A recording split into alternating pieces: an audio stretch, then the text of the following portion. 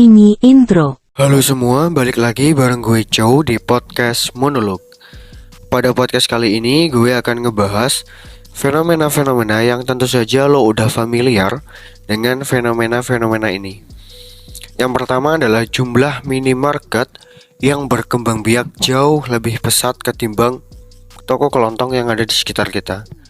Dan tentu saja dari segi probabilitas, minimarket jauh mengungguli toko kelontong yang ada di sekitar kita. Dan di sisi lain, lo juga akan menemukan gedung-gedung pencakar langit atau perumahan-perumahan mewah yang di belakang bangunan-bangunan ini berdiri bangunan-bangunan yang kumuh, di mana bangunan kumuh ini dimiliki oleh masyarakat yang bahkan kesulitan untuk memenuhi kebutuhan primer mereka sendiri. Dan ini adalah gambaran umum dari masyarakat kita, di mana kesenjangan sosial atau status sosial terlihat begitu mencolok dalam masyarakat kita. Dan kalau kita mau mengulas apa yang terjadi atau apa penyebab dari fenomena ini, mau tidak mau atau suka tidak suka, kita sedang dicengkram oleh kapitalisme. Lu semua tentu saja udah familiar dengan apa itu kapitalisme.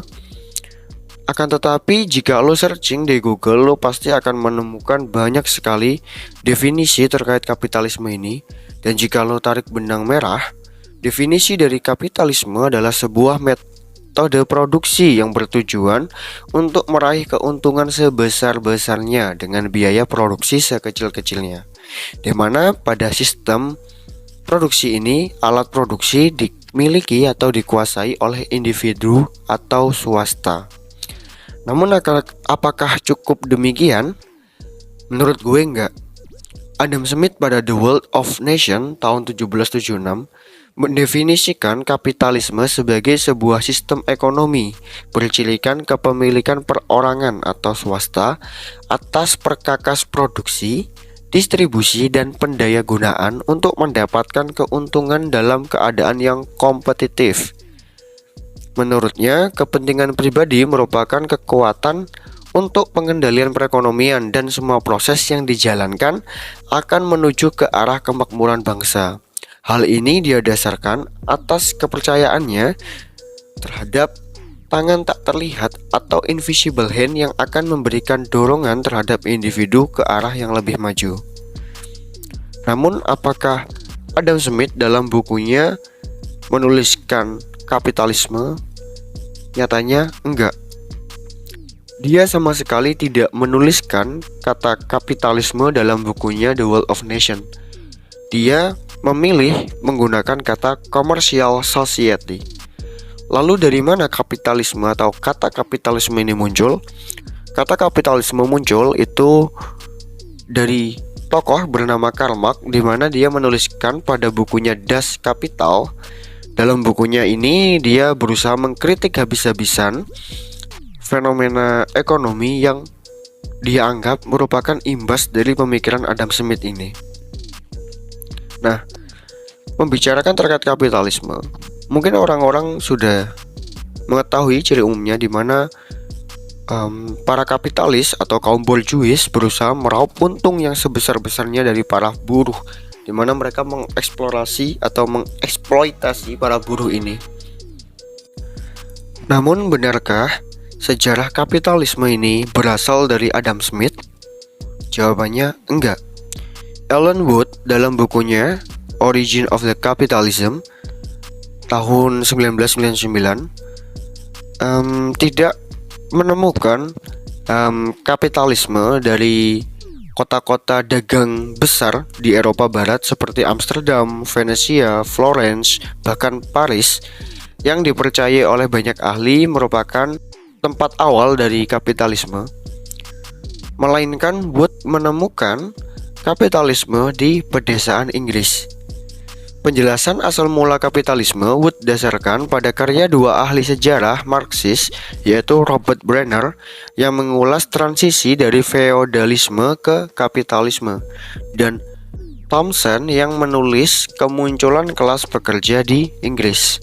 Wood menjelaskan lebih lanjut terkait definisi kapital, di mana menurutnya kapital adalah suatu hubungan sosial yang spesifik. Oleh karena itu, berapapun banyaknya jumlah modal yang dikumpulkan, tidak akan dengan sendirinya membentuk kapitalisme, sebab yang diperlukan oleh kapitalisme adalah perubahan hubungan sosial yang menghidupkan atau memiliki daya gerak dengan sifat kapitalis. Kapitalisme merupakan paksaan persaingan atau maksimalisasi profit yang mengharuskan untuk menginvestasikan kembali laba dan tak henti-henti memaksimalkan produktivitas tenaga kerja serta pengembangan produksi. Dalam artian apa? Dengan definisi dari Wood ini dapat kita ketahui bahwasanya jantung dari kapitalisme itu berada di pasar. Karena pasar dengan permintaannya yang cukup tinggi, dan disinilah yang menyebabkan para kapitalis dapat memproduksi barang-barangnya, di mana dari modal yang mereka dapatkan, mereka gunakan kembali untuk membeli alat produksi, di mana alat produksi logikanya seperti ini ya. Mereka beli dengan jumlah satu alat produksi, dan pekerja mereka adalah 5 orang. Dari satu alat produksi ini mereka bisa meraup untung sekitar 50 juta, anggap saja seperti itu. Dan itu masih laba kotor dan terpotong biaya produksi seperti bahan pokok, biaya perawatan alat, dan juga biaya gaji karyawan misal. Dari beban-beban ini hanya terpotong misal total 15 juta. Nah, dari 50 juta terpotong 15 juta dan sisanya adalah modal yang lo dapatkan. Dan lo belikan satu alat produksi lagi, dan satu alat produksi kembali membawahi 5 orang lagi. Dan disinilah kapitalisme itu muncul. Lalu apakah kapitalisme itu buruk?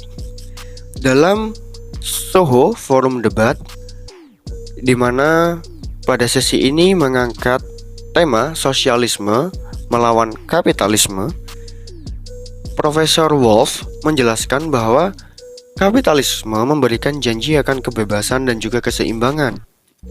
Akan tetapi, pada nyatanya, kapitalisme sama sekali tidak memberikan kebebasan ataupun keseimbangan. Dia justru memperdalam jurang dari kelas sosial atau kesenjangan sosial yang ada di masyarakat.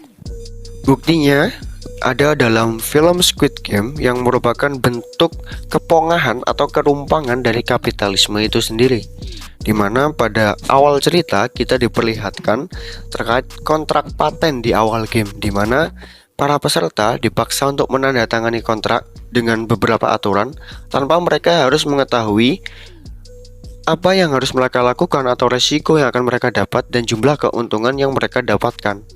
Akan tetapi mereka dipaksa untuk menandatangani hal ini, dan ini udah sering terjadi di masyarakat, di mana kontrak-kontrak paten ini sudah sering terlihat. Misalnya lo mau parkir di mall, lo nggak tahu resiko apa yang akan lo dapat, atau lo juga nggak begitu tahu secara spesifik fasilitas apa yang akan lo dapat. Akan tetapi lo dipaksa untuk mau tidak mau membayar dengan jumlah yang sudah ditentukan oleh tempat parkir tersebut. Nah, di sisi lain, film Squid Game ini juga menunjukkan suatu manipulasi yang diadakan oleh kapitalisme, di mana kapitalisme itu biasanya memberikan tawaran yang tidak bisa ditolak. Hal ini digambarkan pada film, di mana para peserta bisa memilih melanjutkan game atau tidak melanjutkan game. Pada mulanya, peserta itu memilih untuk tidak melanjutkan game. Akan tetapi, karena faktor pertimbangan mereka, di mana mereka harus survive kembali dalam menjalankan kehidupan mereka, maka mereka memilih untuk melanjutkan game lagi. Dan ini sudah biasa terlihat di masyarakat kita.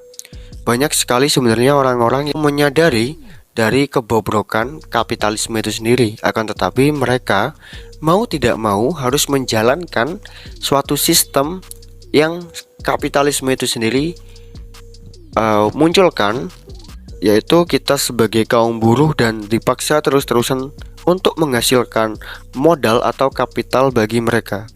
Dan itulah kehidupan. Tentu saja dalam kehidupan itu ada banyak pilihan, tapi pada nyatanya kita tidak bisa memilih dalam kehidupan. Jadi mau tidak mau, karena kita harus survive dalam kehidupan kita, maka kita akan mengikuti sistem kapitalisme itu sendiri.